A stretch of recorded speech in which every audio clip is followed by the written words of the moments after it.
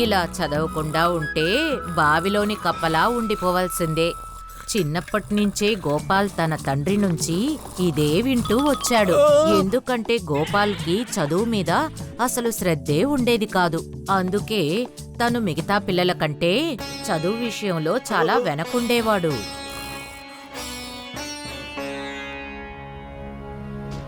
అలాగే గోపాల్ పెద్దవాడయ్యాడు. అతని తండ్రి చనిపోయాడు. అతనికి పెళ్ళయింది. కాని అతనికి చదవడం రాదు. ఆ కారణం చేత అతనికి ఏ పని దొరకలేదు. అలా అతని జీవితాన్ని అతను ఎంతో కష్టపడుతూ గడిపాడు. రోజంతా నిద్రపోతూ ఉండు. అస్సలు ఏ పనికి వెళ్ళట్లేదు.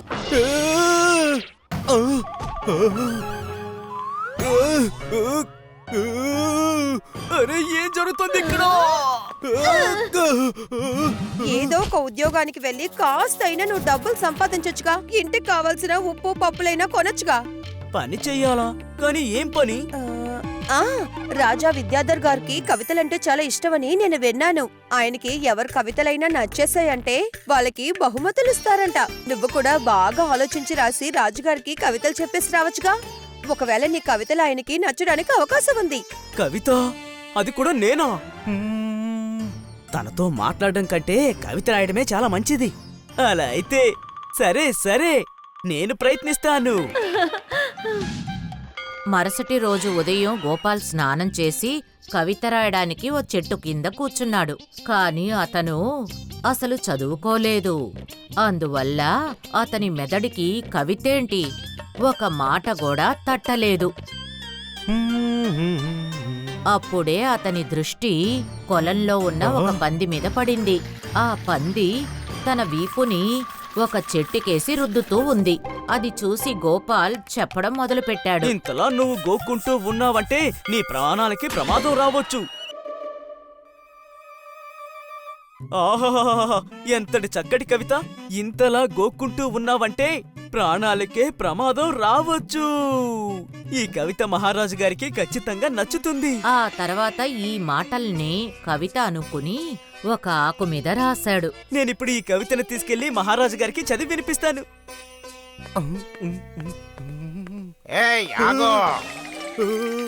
అర్రర్రే, నువ్వు ఎక్కడికెళ్తున్నావు? నేను మహారాజు గారిని కలవాలి. మహారాజుని చూసే సమయం అయిపోయింది. ఇప్పుడు ఆయన విశ్రాంతి తీసుకుంటున్నారు.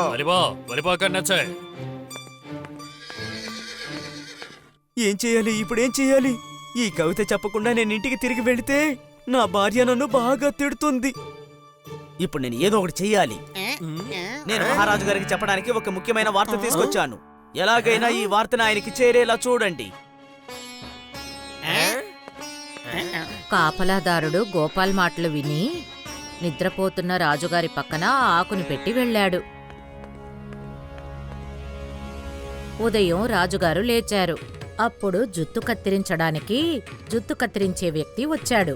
రాజుగారికి జుత్తు కత్తిరించడానికి కత్తి పదునుగా ఉండడం కోసం దాన్ని రాయి మీద రుద్దాడు. అప్పుడు రాజుగారి దృష్టి ఆ ఆకు మీద పడింది. అప్పుడు అతను దాన్ని తీసి చదివాడు. ఇంతలా గోకుతూ ఉంటే ప్రాణాలకి ప్రమాదం వస్తుంది. ఇదేదో రహస్యమైన సమాచారం అనుకుంటాను. ఈ దుర్మార్గుడు నన్ను చంపడం కోసమే ఆ కత్తిని పదును చేస్తున్నాడు. వెంటనే వాణ్ణి బంధించండి. వాడు నన్ను చంపడానికి వచ్చాడు. మహారాజా, నన్ను క్షమించండి. పక్క దేశం రాజాకి ఇలా చెప్పడం వల్ల నేను ఇలా చేశాను. గోపాల్ని దర్బారుకి తీసుకొచ్చారు. అవును, ఎవరు నువ్వు? ఆ దుర్మార్గుడు నా ప్రాణాల్ని తీయడానికి వచ్చాడన్న విషయం ముందే నీకెలా తెలిసింది? అది మహారాజా, అది నేను. నీకు సోది చెప్పే అలవాటుందనుకుంటాను. అందుకే జరగబోయే వాటిని ముందే గ్రహించగలుగుతున్నావు. నేను నిన్ను ఈ రోజు నుంచి ఈ భవనం యొక్క జ్యోతిషకుడు అని ప్రకటిస్తున్నాను.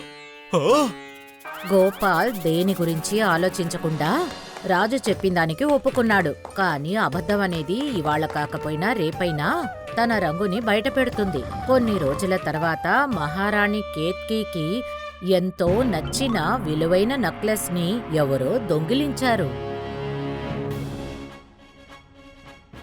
మహారాజా, మహారాజా, నాకు నచ్చిన నగలు ఎవరో దొంగిలించారు. నువ్వు దిగులు పడకు, ఏదో ఒకటి చేసి ఆ నగని తిరిగి తీసుకువస్తాను. వీరుళ్ళారా, వెళ్ళి గోపాల్ని తీసుకురండి. మహారాజా, మీరు నన్ను రమ్మన్నారా? గోపాల్, నీ జ్యోతిషాన్ని ఉపయోగించి ఎలా నన్ను కాపాడేవో అదే విధంగా అదే కళని ఉపయోగించి మహారాణి నగల్ని ఎవరు దొంగిలించారో కనిపెట్టాలి.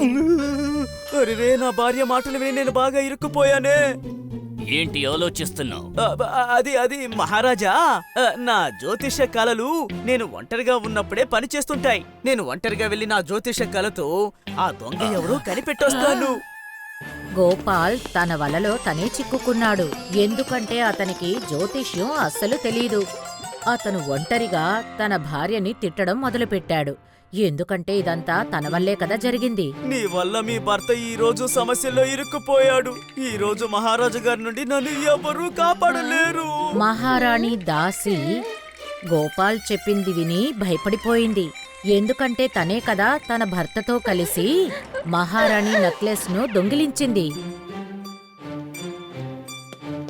దయచేసి మమ్మల్ని క్షమించండి అయ్యగారు.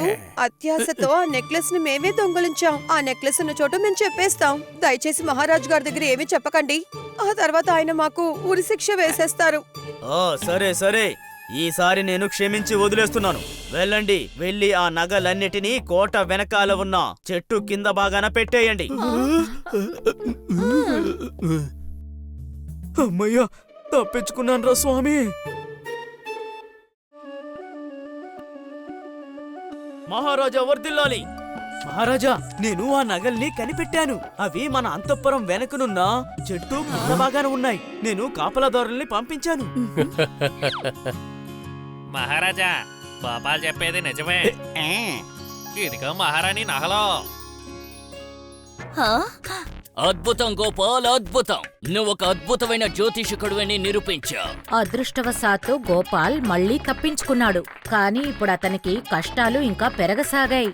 ఎందుకంటే అతని జ్యోతిష్యం కళ గురించి చుట్టుపక్కల ఉన్న రాజ్యాల్లో కూడా మాట్లాడసాగారు.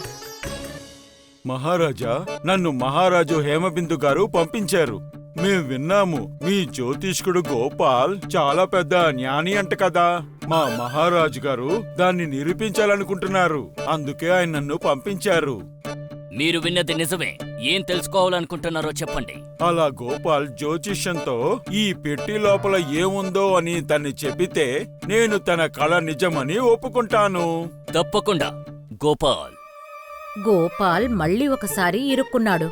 అప్పుడే అతనికి తన తండ్రి చెప్పిన మాటలు గుర్తుకొచ్చాయి. నాన్నగారు చెప్పింది నిజమే. నేను బావిలో ఉన్న కప్పలాంటి వాణ్ణి. గోపాల్ చెప్పింది అక్కడ ఉన్న ఎవరికీ అర్థం కాలేదు, ఆ మంత్రికి తప్ప. ఎందుకంటే ఆ పెట్టెని తెరిచి చూస్తే నిజంగానే అందులో కప్ప కనిపించింది. మీరు నిజంగానే చాలా పెద్ద జోషులే. ఈ పెట్టులో ఉండింది కప్పే. ఈ విషయం నాకు మాత్రమే తెలుసు. గోపాల్ అదృష్టవశాత్తు మళ్ళీ తప్పించుకున్నాడు. కాని అతనికి తెలుసు ఈ ఆట ఎన్నాళ్ళో సాగదు అని. అందుకని అతను ఇందులోంచి విడిపించుకోవడానికి దారే ఉందా అని ఆలోచించాడు. మహారాజా, నేను నా జ్యోతిష కళని బయట పెట్టుకోవడానికి 3 అవకాశాలు మాత్రమే ఉన్నాయి. నా ఆ 3 అవకాశాలని మీకు సేవ చేయడం కోసం ఉపయోగించాను. అందుకని నేను మిమ్మల్ని కోరుకుంటుందేంటంటే, దయచేసి నన్ను ఈ పదవి నుండి తీసేయండి. ఇక నుండి నేను ఓ మామూలు జీవితం జీవించాలనుకుంటున్నాను.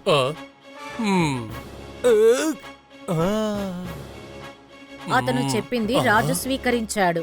అతనికి బంగారం, వెండి బహుమతులను ఇచ్చి అతన్ని పంపించేశాడు. If you like this video, subscribe to our channel Murthy Media.